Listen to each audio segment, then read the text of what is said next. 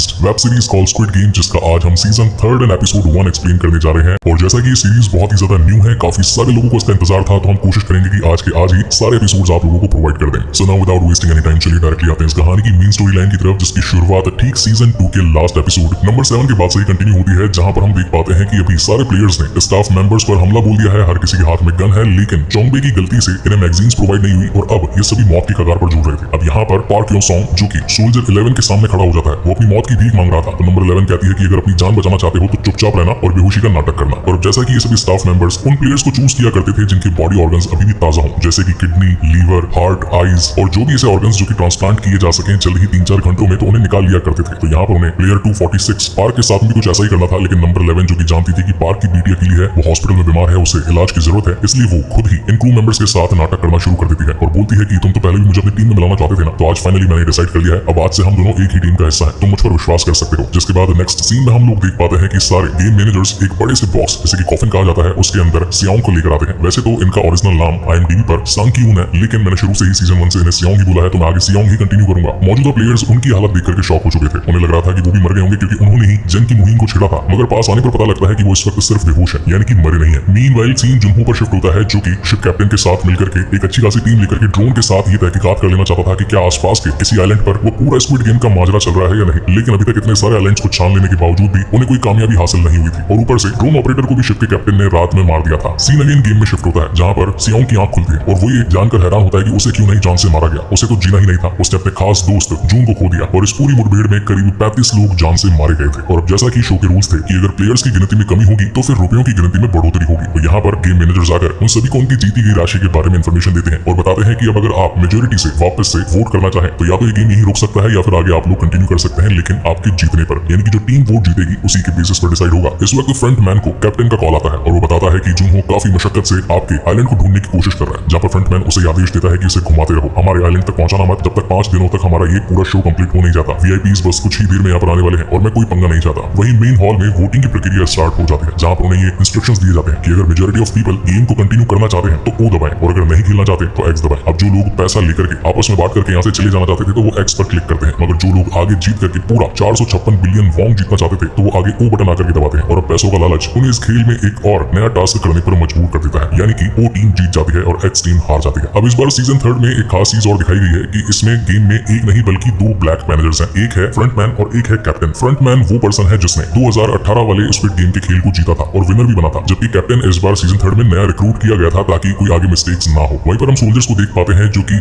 मरे हुए प्लेयर्स को जला रहे थे, लेकिन कुछ शातिर सोल्जर्स जो कि बॉडी ऑर्गन्स निकालने का काम किया करते थे, तो उन्हीं के साथ सोल्जर 11 मिल चुकी थी, जो कि पेशे से एक स्नाइपर थी। उसका काम था कैसे भी करके पार्क योंग सॉन्ग को बचाना। तो यहाँ पर वो उनके साथ मीठी मीठी बातें करके आगे बढ़ने लगती है, ताकि इनके सीक्रेट लोकेशन पर जाकर ही पता लगा पाए कि आखिर ये लोग जो पूरी तरीके से मरे नहीं होते हैं, जिनके बॉडी पार्ट या ऑर्गन्स ट्रांसप्लांट किए जा सकते हैं, उनके साथ करते क्या है। वही सीन अगेन हॉल में शिफ्ट होता है, जहाँ पर वोटिंग चल रही थी और जैसा कि O टीम जीत चुकी थी तो वो प्लेयर नंबर 456 यानी कि अपने सियोंग को गालियां देने लगते हैं और कहते हैं कि सब कुछ तेरी वजह से हुआ, अगर तूने हमें हमला करने के लिए ना बोला होता तो आज खेल में और भी ज्यादा लोग मौजूद होते। मगर देखा जाए तो एक तरीके से अच्छा ही हुआ, वो मर गए तो कम से कम हमारा प्राइस मनी तो बढ़ा। अब यहाँ पर इनमें से एक बुढ़ा ऐसा था जिसके ऊपर पूरे 10 बिलियन वॉन्ग का कर्ज था, उसे तो कैसे भी करके पैसा कमाना ही था, इसीलिए वो सियोंग को कहता है कि शायद अगले खेल में हम तेरी शक्ल ना देखें, क्योंकि क्या पता रात को तेरा गेम मजा डाले। वहीं पर तांत्रिक भी उसके बारे में गलत गलत बातें बोलती है और कहती है कि मौत की आवाजें सुनाई पड़ रही है तुम्हें, बस किसी भी मूवमेंट में ऊपर की हवा खाओगे। मगर तभी सियोंग उसका गला पकड़ लेता है और कहता है कि मौत की हवा तो तुम खाओगी, क्योंकि इस खेल का हर टास्क तुम्हें बस मौत के करीब ही लेकर जा रहा है। मीनवाइल हम ऑपरेटिंग थिएटर रूम को देख पाते हैं, जहाँ पर एक डॉक्टर बाकी कुछ सोल्जर्स के साथ मिलकर के अधमरे प्लेयर्स के बॉडी पार्ट्स को निकालने का काम कर रहे थे। तभी यहाँ पर अचानक से सोल्जर 11 को देख करके ये सब घबरा जाते हैं, जिसमें लीडर वॉन्ग कहता है कि देखो अभी हमारे साथ मिल चुकी है, पहले इसने हमारे साथ काम ना करने की कसम खाई थी, मगर देखो अब खुद ही चली आई है, तो अब ये भी टीम का हिस्सा है, मास्क वगैरह उतार कर आराम से काम कर सकते हैं। लेकिन ये तो 11 की चाल थी, उसने एक एक को अपनी गोलियों से भून दिया और फाइनली सिर्फ डॉक्टर को जिंदा छोड़ा, और डॉक्टर को भी इसलिए जिंदा छोड़ा ताकि वो बेहोश पड़े पार्क को वापस से उठा सके। डॉक्टर का बताना था कि इस वक्त उसके शरीर में खून की कमी हो चुकी है, अगर इसे खून नहीं मिलेगा तो ये मर जाएगा। 11 कहती है कि ठीक है, मेरा ब्लड ग्रुप O है, तुम इसे मेरा खून दे दो। वहीं अगेन सीन हॉल में शिफ्ट होता है, जहाँ पर हम मिन्सू को देख पाते हैं। एक टाइम पर इसने भी कभी ड्रग्स लिए थे और उसे भी अब ड्रग्स की तलब हो रही थी, तभी वो पास बैठे ली को देखने लगता है। अभी ली वो बंदा था जिसने थैनोस से उसका ये क्रॉस चुरा लिया था, जिसके अंदर नशे की गोलियां मौजूद, वो तो बस उन्हीं नशे की गोलियों को खाता रहता था और गेम्स को प्ले करता रहता था। मिन्सू समझ गया था कि अगर ये लॉकेट कैसे भी करके उसके पास आ जाए तो वो आगे की बाजी पलट सकता है, जिसके बाद में खाना पीना स्टार्ट होता है। और इस बार डिनर के अंदर हम देख पाते हैं कि इनको सिर्फ 2 स्वीट पोटैटो यानी कि शकरकंद दिए जाते हैं। देखा जाए तो डे 1 पर जब गेम्स खिलवाए गए थे तो बहुत अच्छा डिनर था, बर्गर, फ्राइज, खाने में कुछ डेजर्ट वगैरह, और आते आते दिन घटते घटते इनके खाने में भी कटौती कर दी जा रही थी, और वो भी सिर्फ इसलिए ताकि प्लेयर्स के अंदर भूख बढ़ने पर वो और ज्यादा आक्रामक हो जाए, ताकि गेम्स को खेलने में और ज्यादा एफर्ट्स लगाएं। और जीतने की यही भूख तो अल्ट्रा रिच वीआईपीज को देखनी थी। अब यहाँ पर इनमें एक फैमिली भी थी, यानी कि आंटी और उनका बेटा। वो आकर के सीधा सियोंग को खाने के लिए देते हैं और बोलते हैं कि तुमने अपना खाना नहीं लिया तो तुम हमारे खाने में से खा सकते हो, क्योंकि तुम ही हमारी आखिरी उम्मीद हो। अगर तुम बचोगे तो तुम हमें भी बचा पाओगे, इसलिए ये लो, ये हमारा खाना तुम खा लो। मगर सियोंग को तो सिर्फ चोंग पर गुस्सा आ रहा था, क्योंकि उसकी वजह से उसका दोस्त बे मारा गया, इसलिए वो उसे गंदी नजरों से देख रहा था। यहाँ सीन जुनहो पर शिफ्ट होता है, जो कि सोच रहा था कि आखिर उस आइलैंड को हम ढूंढेंगे कैसे, कि तभी वहां पर चोई वू सियोक पहुंच जाता है। वैसे तो चोई नाम अब हम सिंपली लेंगे, क्योंकि ये चोंग भोंग लुंग भोंग ढूंढ, इसके अंदर कंफ्यूजन कुछ ज्यादा ही होता है। तो चोई का बताना था कि शिप का कैप्टन मुझे थोड़ा सा सस्पिशियस लग रहा है, क्योंकि रात को जब मैं नशे में था तो मैंने उसके हाथ में स्क्रू ड्राइवर देखा था, और स्क्रू ड्राइवर को इंसान हाथ में कब लेगा, जब उसे कोई नट टाइट करना होगा या फिर खोलना होगा। यानी कि जरूर वो कुछ ना कुछ तो ड्रोन के साथ में कर रहा था। जबकि जुनहो का कहना था कि नहीं, शिप का कैप्टन अच्छा आदमी है, उसी ने मेरी जान बचाई थी और उस आइलैंड से वापस मुझे मेरे घर पर लेकर आया था, मगर वापस जाने का हम कभी रास्ता खोज नहीं पाए। तुम उस पर गलत शक कर रहे हो चोई। मगर चोई का सोचना था कि यहाँ पर कुछ तो दाल में काला है, या फिर क्या पता पूरी दाल ही काली है। और वैसा करते करते नेक्स्ट मॉर्निंग आ जाती है, जहाँ पर इनके टास्क स्टार्ट होने वाले थे। ये लोग आगे बढ़ने लगते हैं, जहाँ पर कल रात के हुए हादसे में जो भी प्लेयर्स मारे गए थे उनकी लाशों को लटका दिया गया था। उन सभी की लाशों को देखकर बाकी के मौजूदा प्लेयर्स काफी ज्यादा घबरा चुके थे, क्योंकि वो जान गए थे कि अगर हमने दोबारा ऐसी कोई कोशिश करी तो हम भी इन लोगों की तरह यहाँ पर लटके हुए पाए जाएंगे। अंदर गेम प्लेस पर एंट्री करने पर इन्हें दो अलग अलग चिन्ह दिखाई पड़ते हैं, एक जो कि चाकू के शेप में था और एक जो कि चाबी के शेप में था। यहाँ पर एक बहुत बड़ा बॉल पड़ा था, जिसके अंदर कुछ बॉल्स पड़ी थी, और इन लोगों को एक एक बॉल चूज करने का मौका मिलता है। कुछ लोगों के हाथ में ब्लू बॉल आती है तो कुछ लोगों के हाथ में रेड बॉल आती है। जिसके बाद में इस गेम के रूल्स बताए जाते हैं। जिन्होंने भी ब्लू बॉल चूज करी है वो ब्लू टीम में है, उनका काम है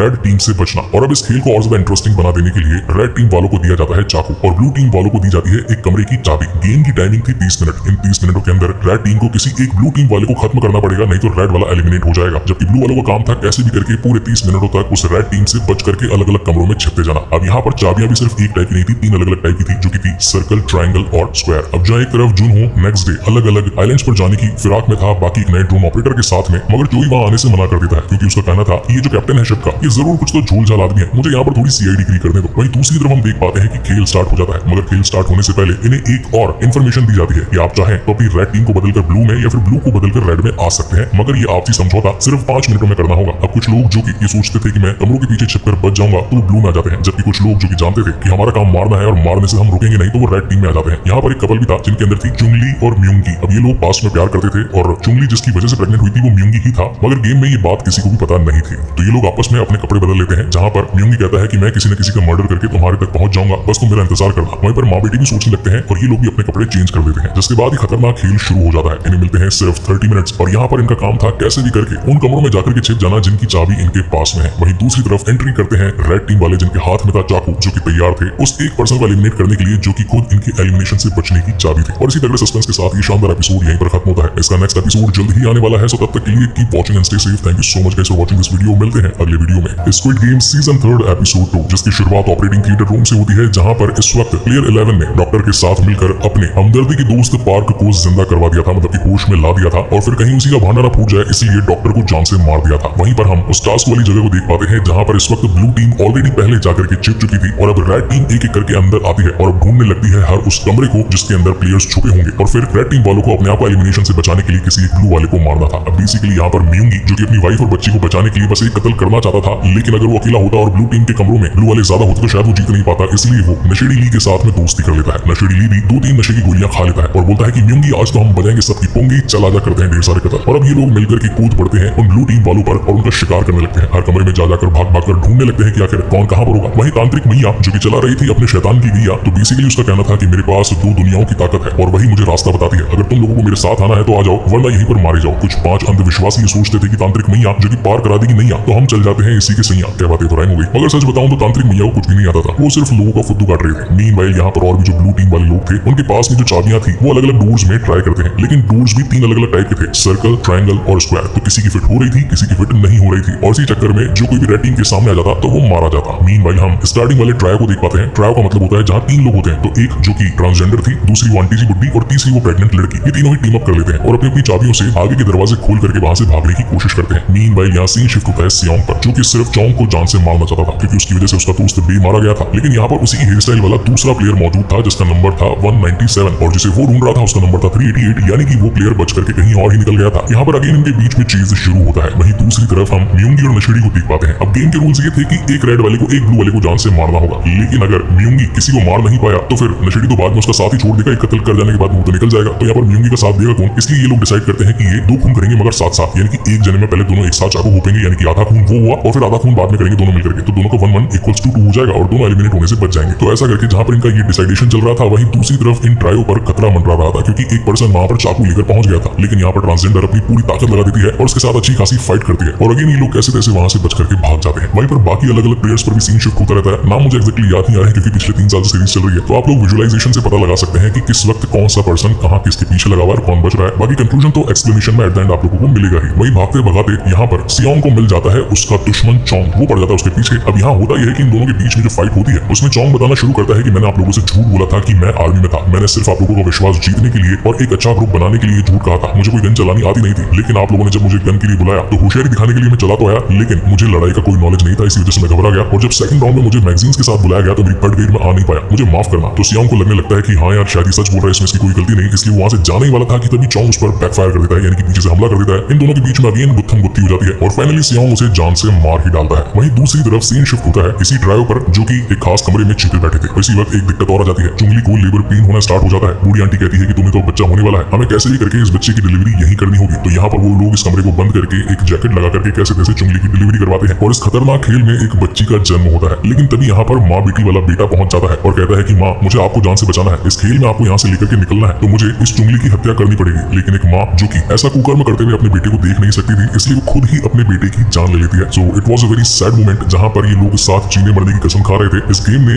माइंड को इस तरीके से मैनिपुलेट कर दिया कि एक माँ ने ही अपने बेटे को जान से मार डाला। मीनवाइल तांत्रिक मैया जो कि इस वक्त लोगों को काट रही थी चूतिया, बस ये सोच रही थी कि अगर रेड टीम वाले को उसके पीछे पड़ जाएंगे तो ये किसी ब्लू वाले को फेंक करके अपनी जान बचा लेगी, मगर एट द एंड वो गलती से सियोंग के हत्थे चढ़ जाती है। अब यहाँ पर सियोंग उसे वही बातें याद दिलाने लगता है कि तूने कहा था ना कि मौत मंडरा रही है, अब बता मौत किसकी तरफ है, मेरी तरफ या तेरी तरफ। अब यहाँ पर मैया अपनी जान बचाने के लिए बोल डालती है कि तुझे चोंग की जरूरत है ना, मैंने उसे राइट में भागते हुए देखा था और वहाँ पर बाकी की टीम प्लेयर्स भी हैं, तू चाहे तो उन्हें जान से मार दे। तो यहाँ पर सियोंग उसे बिना मारे ही आगे निकल जाता है। मीनवाइल हम देख पाते हैं कि तांत्रिक मैया को बाय मिस्टेकन वो दरवाजा मिल जाता है जिसके अंदर 3 लॉक्स थे, यानी कि उसमें तीनों शिप्स की चाबियां लगेगी तो वो दरवाजा खुलेगा, और वही था बाहर जाने का रास्ता। तो अब वो बाहर की चाबी ढूंढने लगती है। अब यहाँ पर 3-4 और पैरेलल सीन्स चलते जाते हैं, जैसे कि वो 10 बिलियन वाला बंदा जो कि जिंदा बचना चाहता था म्यूंगी से और नशेड़ी से, तो वो नाटक करने लगता है मौत का। लेकिन तभी यहाँ पर दूसरी चाबियां लेने के लिए तांत्रिक मैया पहुंच जाती है, तो ये लोग टीम अप कर लेते हैं, क्योंकि इस वक्त बुड्ढे के पास में थी ट्रायंगल और स्क्वायर और मैया के पास में थी सर्कल, यानी कि इन्हीं 3 चाबियों से वो दरवाजा खुल सकता था, जिससे कि ये लोग अपनी जान बचाकर यहाँ से निकल पाए। मीनवाइल ट्रांसजेंडर को भी वो वाला दरवाजा मिल जाता है जिसके अंदर 3 लॉक्स लगने थे और वो यहाँ से बाहर निकल सकती थी। लेकिन तभी उसे अपने बाकी के फ्रेंड्स की याद आती है और वो पीछे मुड़ करके जाती है ताकि अपने बाकी दोनों लेडीज को बचा करके निकाल ले, मगर तभी यहाँ पर खेला हो जाता है। बेसिकली म्यूंगी यहाँ पर पहुंच करके ट्रांसजेंडर की जान ले लेता है, सिर्फ ये सोच करके कि मुझे अपनी वाइफ की जान बचानी है, मगर उसे क्या पता था कि यहाँ से बाहर जाने का ऑलरेडी एक रास्ता वो ढूंढ चुकी है। तो अब चुंगली का विश्वास म्यूंगी से उठ जाता है। यहाँ पर काफी रोना धोना होता है, क्योंकि बुड्ढी का बेटा मर गया था, ट्रांसजेंडर बेकार में मारी गई थी और चुंगली ने अभी जस्ट एक बच्चे को पैदा किया था जिसका बाप एक कातिल था। तो सिचुएशन काफी आउट ऑफ कंट्रोल थी, मगर इस वक्त यहाँ से निकलना जरूरी था, क्योंकि अगर ये लोग निकले नहीं तो कोई और रेड टीम वाला आकर के इन्हें चाकू डाल देता। अब जहाँ एक तरफ ये लोग बाहर निकलने की कोशिश कर रहे थे, वहीं दूसरी तरफ तांत्रिक मैया बुड्ढे के साथ मिलकर के बाहर जाना चाहती थी, मगर बुड्ढा डबल खेल खेल जाता है। वो 3 में से एक चाबी अपने जेब में ही रख लेता है और मैया को बाहर छोड़ देता है, जहाँ पर उसके सामने मिन्सू नशेड़ी पहुंचता है और गलती से वो मैया को थैनोस समझकर वहीं पर उसे जान से मार डालता है। वही एपिसोड की एंडिंग में हम लोग ये देख पाते हैं कि जब मैया ने अपने बेटे यानी कि ब्लू टीम वाले ने रेड टीम वाले पर चाकू मारा तो ये गेम के अगेंस्ट था। तो यहाँ पर सोल्जर्स पहुंच गए थे जस्टिफिकेशन देने के लिए। अब जब एक तरफ ये लोग चाबियां ढूंढ करके रास्ता खोल चुके थे, वहीं पर सोल्जर्स भी आ गए थे इन्हें जान से मारने के लिए। तो इसी तगड़े सस्पेंस के साथ ये शानदार एपिसोड यहीं पर खत्म होता है। गाइस आपको ये वाला वीडियो कैसा लगा please let me know in the comment section. ऐसे वीडियोस बनाने में हमें सचमुच बहुत मेहनत लगती है, तो आपका सपोर्ट दीजिएगा और हर वीडियो को एटलीस्ट 1 मिलियन तक तो पहुंचाइएगा, क्योंकि पिछले वाले ऑलरेडी 2-3 मिलियन तक भी गए हुए हैं और अभी तक ये 3rd सीजन किसी ने भी डिटेल्ड वीडियोस के साथ में ईच एंड एवरी एपिसोड के साथ एक्सप्लेन नहीं किया है। तो प्लीज आप लोगों से यही गुजारिश है कि आप लोग हमारी मेहनत को समझेंगे और जाते जाते चैनल को सब्सक्राइब के साथ साथ वीडियो को लाइक भी करते जाएंगे। इसका नेक्स्ट एपिसोड भी जल्द ही आने वाला है, सो तब तक के लिए keep watching and stay safe and thank you so much guys for watching this video. मिलते हैं अगले वीडियो में। Welcome back to another video of the series called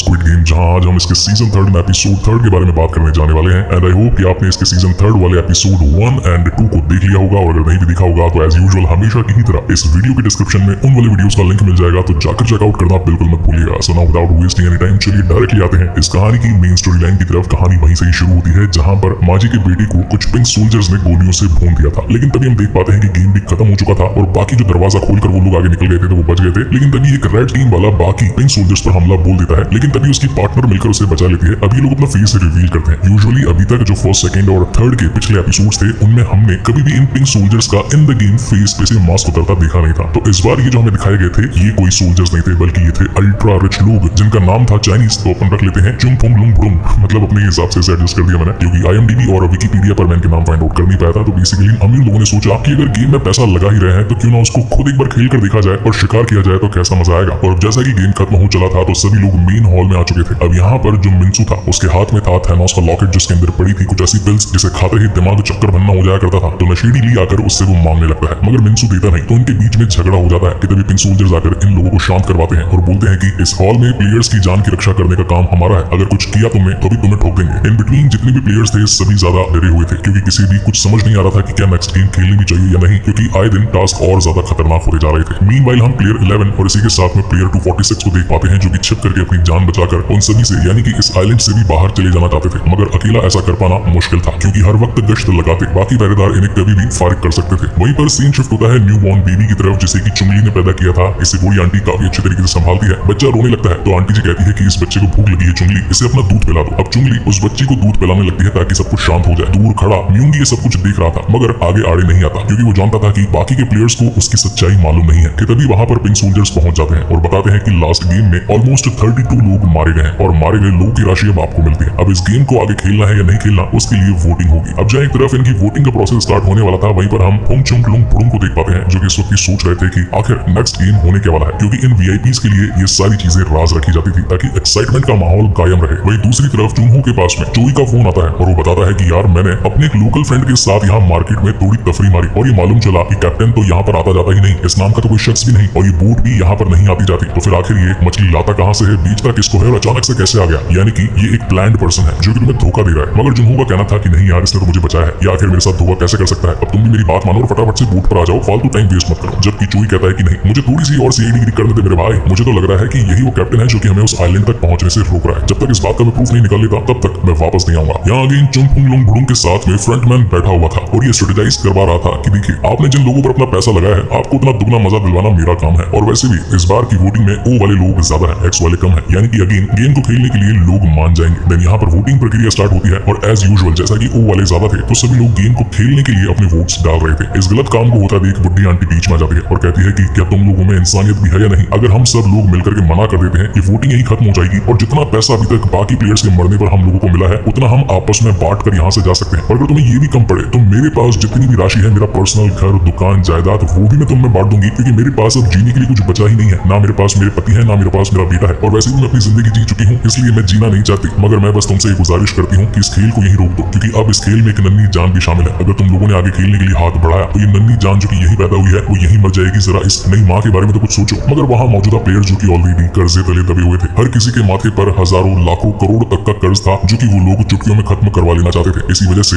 everyone was ready to play the next game. Okay so now coming back to the main story again. तो यहाँ पर जहाँ voting process में ये लोग जीत जाते हैं वहीं दूसरी तरफ ऑपरेशन थिएटर रूम के अंदर ये मालूम चल जाता है कि कुछ तो गड़बड़ हुई है, यानी कि किसी ने आकर गोलीबारी करके ढेर सारे डॉक्टर्स को जान से मार दिया जो कि सोल्जर्स भी थे और अब उन्हें नंबर 11 और प्लेयर नंबर 246 पर शक हो गया था। यहाँ पैनल में बैठ करके चुंगफुंग लुंग फुडुंग ये सोच रहे थे कि यार ये जो बच्ची इस गेम के अंदर पैदा हो गई है क्या इसे खेल में रखना चाहिए या फिर नहीं, क्योंकि ये हमारे शो का पार्ट नहीं है। लेकिन तभी फ्रंटमैन कहता है कि अगर ये इस गेम में ही पैदा हुई है तो फिर ये भी तो एक प्लेयर ही हुई, तो आज से हम इसे एक प्लेयर की तरह ही ट्रीट करेंगे। जिसके बाद रात हो जाती है और सभी लोग सोने की तैयारी करते हैं। लेकिन फ्रंटमैन और बाकी के लोगों को ये मालूम चल गया था कि ऑपरेशन थिएटर में जिन लोगों ने गोलीबारी करी वो माइट भी हो सकते हैं सोल्जर 11 और प्लेयर नंबर 246। तो यानी कि अब अगले दिन उनका पत्ता साफ होने वाला था। वहीं सीन शिफ्ट होता है पोर्ट में जहां पर कैप्टन दूसरे आइलैंड्स की छानबीन करने के लिए मना करता है, बोलता है कि लो टाइड होने वाला है। लो टाइड का मतलब है कि जल प्रवाह, आम भाषा में कहूं तो बवंडर आने वाला है, यहाँ से निकलना ही पड़ेगा। मगर जुनहो जानता था कि कहीं ये झूठ बोल रहा है, इसलिए वो कैप्टन की बात ना मान करके ड्रोन को एक पहाड़ी पर ले जाता है। यहाँ सीन डिनर पर शिफ्ट होता है और इस बार इनका डिनर बहुत ही ज्यादा घटिया था। सिर्फ एक आलू जो कि मुझे लग रहा था कि शायद उबला हुआ भी नहीं था, कच्चा था। आंटी जी ने अपना एक आलू चुंगली को दे दिया था और बोला कि इस वक्त तुम्हें इस खाने की ज्यादा जरूरत है। मेरा क्या है, मेरी तो जिंदगी खत्म हो गई है मगर तुमने अभी एक नई जिंदगी को जन्म दिया है, इसे तुम खा लो। और चुंगली भी वो आलू खा लेती है। यहाँ पर सीन कैप्टन पर शिफ्ट होता है जो कि इस वक्त अपने रूम में बैठ करके दारू पी रहा था कि तभी वहाँ पर सोल्जर 11 पहुंच जाती है और कहती है कि इस वक्त तुम मेरे गन पॉइंट पर हो, अगर अपनी जान बचाना चाहते हो तो जैसा मैं चाहती हूँ वैसा करो। जिस पर कैप्टन उसके साथ सौदा करने के लिए मान जाता है, जिसमें 11 बताती है कि नेक्स्ट डे सोल्जर मैं यानी कि 11 और सोल्जर 246 जिसका फिलहाल के लिए नंबर 16 था यानी कि सोल्जर 16, हम दोनों मिलकर के बाहर गश्त लगाएंगे और वहां से ही बाहर निकल जाएंगे। इसमें तुम्हारी टीम हमारे बीच में आनी नहीं चाहिए। जिस पर कैप्टन का कहना था कि तुम्हारे काम में कर तो दूंगा मगर तुम यहाँ से ज्यादा दूर जा नहीं पाओगे। जिस पर 11 कहती है कि वो सब काम देखना मेरा है, तुम बस जितना बोला उतना करो, नहीं तो अगली मौत की बारी तुम्हारी होगी, यानी कि एलिमिनेट तुम हो जाओगे। वही हम जुनहो को देख पाते हैं जो कि इस वक्त अपनी बोट के जरिए पहुंच गया था एक ऐसे आइलैंड पर और ये सोचने की कोशिश कर रहा था कि क्या ये वही आइलैंड है जहाँ पर मैं आज से 2 साल पहले आया था। मगर बेचारे की खराब किस्मत की काफी ढूंढने के बावजूद भी उसे ये वो आइलैंड नहीं मिलता, यानी कि अभी भी उसकी खोज जारी थी। वही सीन शिफ्ट होता है चुंगली पर जो कि इस वक्त अपनी बेटी के साथ में सो रही थी। बुढ़ी आंटी उसके पास आती है, उन दोनों की मासूम शक्लों को देखती है और फिर सीधा चली जाती है सियोंग के पास में और उसे बताती है कि कि देखो मैं हमेशा अपने बेटे से बहुत ज्यादा प्यार किया करती थी, मगर वो कभी उस लायक ही नहीं बन पाया। कभी स्कूल में फेल तो कभी कॉलेज में फेल, जो धंधा शुरू किया तो उसमें फेल, दोस्तों के साथ पार्टनरशिप करी तो वहां भी धोखा मिला। मैंने उसे खूब डांटा तो उसने एक दिन गुस्से में आकर के काफी सारी नशे की गोलियां एक साथ खा ली। वो जमीन पर गिर पड़ा था, मुंह से झाग निकल रहा था। उसे बचाने के लिए मैं उसे हॉस्पिटल लेकर के भागी। मैं जितना हो सकता था हर वो कोशिश कर रही थी अपने बेटे को बचाने के लिए। उस दिन मुझे अपने बेटे की अहमियत पता लगी कि जरूरी नहीं कि हर इंसान super fine super extra ordinary हो, कुछ लोग बेसिक माइंड के साथ में भी पैदा होते हैं और वो उन्हीं में से एक था। उस दिन मैं अपने बेटे को बचाने के लिए किसी भी हद तक जा सकती थी, मगर आज देखो इस खेल ने मुझसे क्या करवा दिया। एक माँ से उसका बेटा ही छीन लिया। एक माँ के लिए इससे बड़ी घिनौनी बात और क्या हो सकती है। देखो सियोंग, मैं तुम्हें जानती तो नहीं हूँ, मगर एक बात जरूर समझ चुकी हूँ कि तुम्हारी आंखों में हम लोगों को बचाने का जुनून सवार है। भले ही चाहे तुम किसी और को बचाओ ना बचाओ, मुझे भी बचाओ ना बचाओ,